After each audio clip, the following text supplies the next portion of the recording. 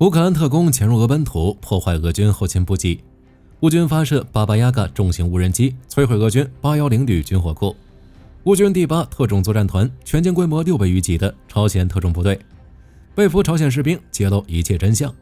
哈尔科夫战场俄军攻势减半。乌军第12亚速旅回援托列茨克稳住战局。乌军第425突击营因作战勇猛扩编为团。北约正式从美国手中接过援乌大棒。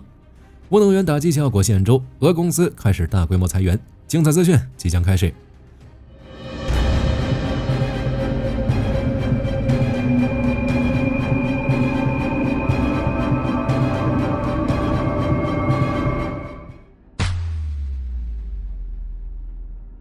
时隔1个月，乌克兰特工再度行动。据俄媒电报频道最新消息显示，在俄罗斯远东地区的布里亚特，一辆载满货物的列车突然脱轨，22节的物资散落一地。后经俄方侦查发现，事故地点附近多达250米的铁轨和100米的电线都遭到了破坏。这也让外界猜测，会不会是乌克兰特工或当地游击武装干的？毕竟在此之前，乌克兰情报总局经常会安排特工们和俄罗斯各地游击武装执行渗透作战，打击俄军后勤运输线。对于此次事件，截至目前，俄罗斯尚未做出回应，事故原因还在调查中。与此同时，乌克兰也继续对俄罗斯各地发动了大规模袭击。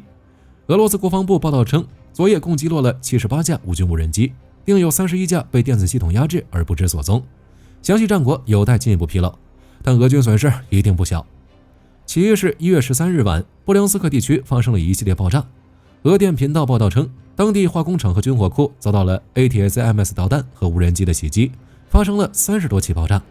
乌克兰总统办公室主任表示，俄军军事生产设施一定受到损害。此外，克里米亚则也拉响了防空警报，克什大桥上封锁了交通。塞瓦斯托波尔市市长米哈伊洛·拉兹沃扎耶夫没有透露细节，但在当地最初的报道中称，受到了导弹袭击威胁。其二，根据诺尔报告披露，乌军发射巴巴亚嘎重型无人机，袭击了俄军810旅在库拉霍沃的军火库。前线流出的视频显示，乌军无人机在完成侦察后，直接发起了连续的猛攻，成功引燃了军火库，并引发连续大规模爆炸。值得注意的是，乌克兰近期一直在针对810旅这支俄军精锐，向其发起了最为频繁的进攻。在火力军之前的报道中，乌军连续多次空袭了俄军810旅各地指挥部。另据福布斯早些时候的分析，该旅是在前线战场遭到巨大损失后被安排在普列霍沃休整的，没想到仍被乌军追着打。如今军火库惨遭摧毁，无疑将给他们的未来行动造成影响。库尔斯克前线，乌朝特种兵展开激烈火拼。X 平台用户1月13日推文表示，乌军第8特战团与6倍规模的朝鲜士兵展开了长达8小时的血战。流出的多个视频显示，乌朝特种兵展开了包括阻击战、丛林战、伏击战在内的多种技能对决，让大家知道什么才叫专业。只不过朝鲜特种兵并未展现出该有的高阶战斗水平，最终乌军第8特战团在未损失1人的情况下全歼了这支朝鲜特种部队。乌军第8特战团的士兵事后表示，这是他们经历中最重要也是最艰难的一场战斗，幸运的是我们赢了。此外，在库尔斯克其他战场也发生了乌军和俄朝联军的激烈战斗，但同样由于朝鲜士兵无法应对无人机和缺乏后方火力支援而被大量消灭。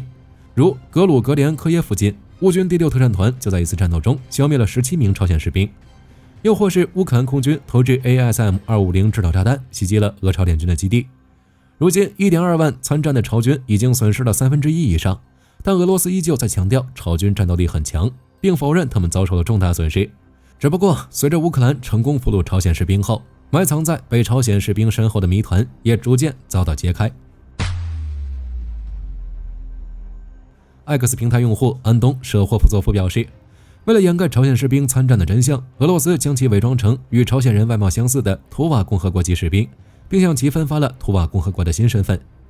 乌军在搜索朝鲜士兵遗物时，还发现了一本日记，里面记录着这名朝鲜士兵前往乌克兰战场作战的真正原因。与外界预估不同，朝鲜士兵选择参战，仅只是向金正恩政权、金氏家族效忠。同时，日记本还提到，朝鲜和俄罗斯当局为了避免朝鲜士兵被俘后透露与俄罗斯相关的情报，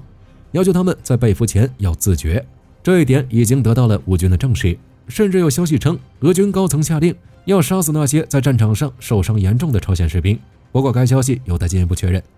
此外，韩国国家情报院称，朝鲜民间已经在流传士兵前往俄罗斯参战的消息，士兵家属纷纷表示担忧，并自嘲他们是弩兵和炮灰。同时，也传出朝鲜当局提供食物与生活必需品给士兵家属。鉴于上述情况，入俄朝军是否会大规模参战，也再次成为关注焦点。因为一旦朝军大举攻入乌克兰领土，将预示着局势的再度升级。乌东前线过去一天里，双方爆发了至少124次战斗，俄军更是在28次空袭中投下了36枚滑翔炸弹，对乌军阵地和定居点进行了5000余次炮击，成为2025年以来最高纪录。哈尔科夫方向，在乌军第3突击重创俄军近卫第4坦克师后，俄军至今都没有发起装甲进攻。且据乌军某旅的副指挥官1月13日称，该方向俄军的进攻频率大约减少了一半。此外，该指挥官还表示，为避免被乌军无人机团灭，俄军这2天发起的步兵突袭都是先让拥有一次性属性的士兵发起进攻，然后再由训练有素的士兵跟进。库皮扬斯克方向战线暂无变化，不过受天气因素影响，俄军改变了其进攻方式。据作战的乌军指挥官表示，在德沃里奇纳和马斯尤蒂夫卡方向，俄军正试图通过大雾等天气乘坐小船和木筏穿越奥斯基尔河。在莱曼方向，俄军的袭击已经放弃使用装甲车，仅负责向乌军第1道防线转运俄军步兵，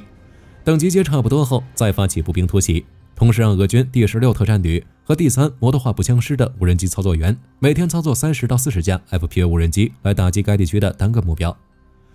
顿涅茨克恰索菲尔方向，乌军仍在积极地进行防御战。有消息称，俄军第200摩托化步枪旅和俄第331空降师正不断重复过去的战术，持续派出小股步兵越过运河，试图到达中部的耐火材料厂，但均被乌军防御部队消灭。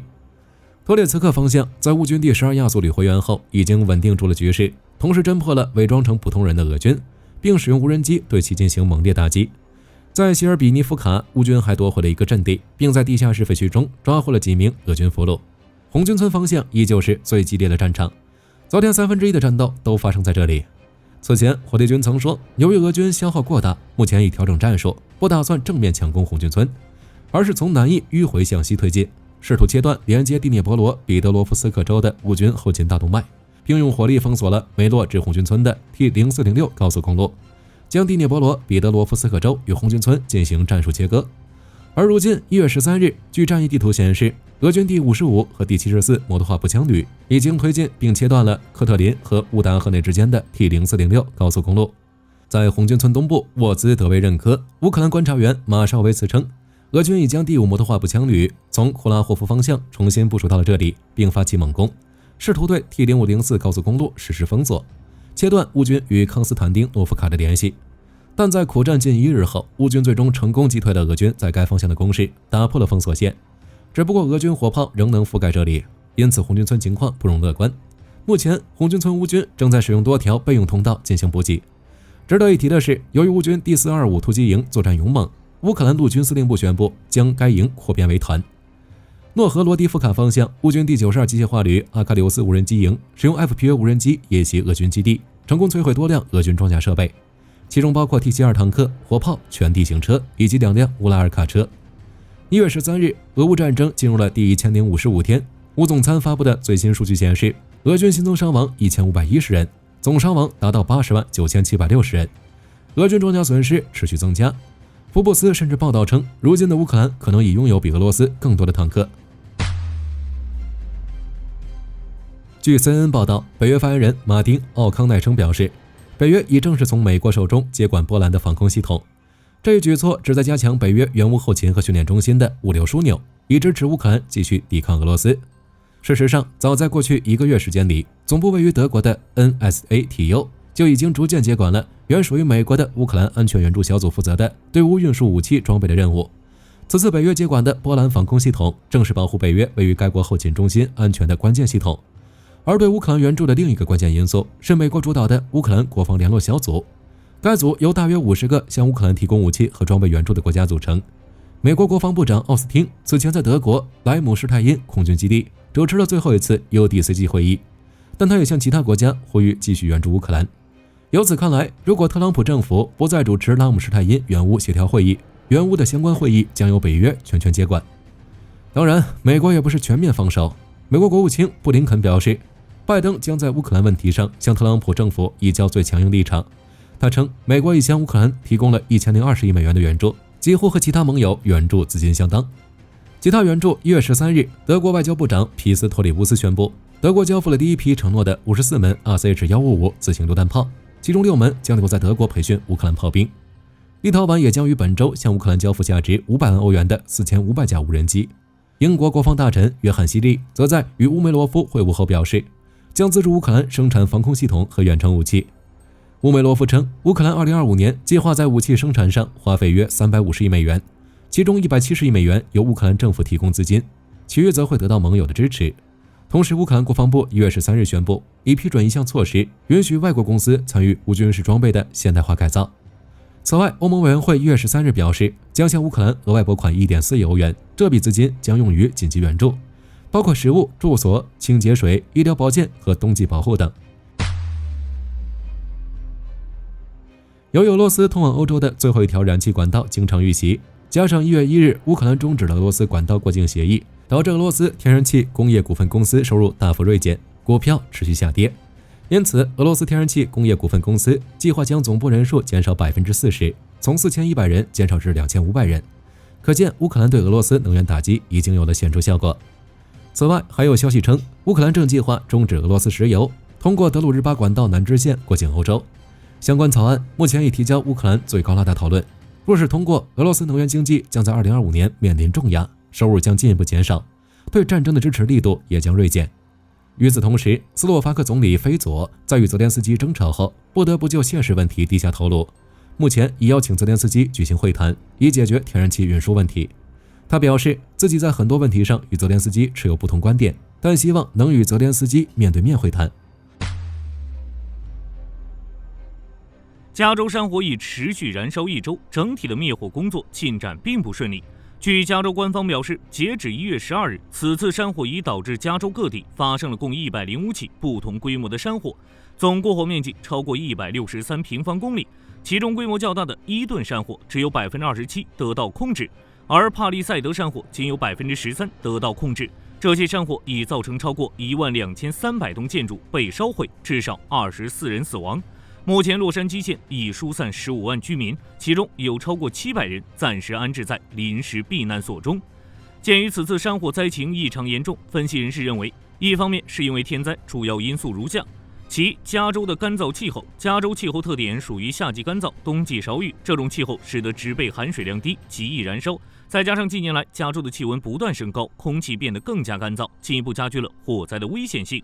其二，强风助力了火势蔓延。加州经常出现各种强风，例如圣塔安娜风，这种风速可达每小时80至120公里。强风会将燃烧的树枝、树叶等吹到远处，随后会引发新的火点，使火势迅速蔓延并难以控制。而在这一次山火中，强风导致火势在短时间内迅速扩大，致使当地消防员根本无法在这样的风力条件下去有效地控制整体火势。其三，加州生长着大量易燃植被，例如灌木丛等，在雨季时，这些植被会迅速生长，而在干燥的季节，这些植被又会变得非常干燥，成为极易燃烧的燃料。另一方面，则可能是因为人为因素。美国调查人员正在调查洛杉矶山火的起因，调查方向包括人为纵火和电缆起火等常见起因。其中，据美联社12日报道，调查人员已排除雷电引发山火的可能性，因为帕利塞德和伊顿2场山火涉及的区域均没有雷电报告。而且根据现有情报，调查人员目前已判定帕利塞德山火的起火点位于当地树木茂密的河谷上。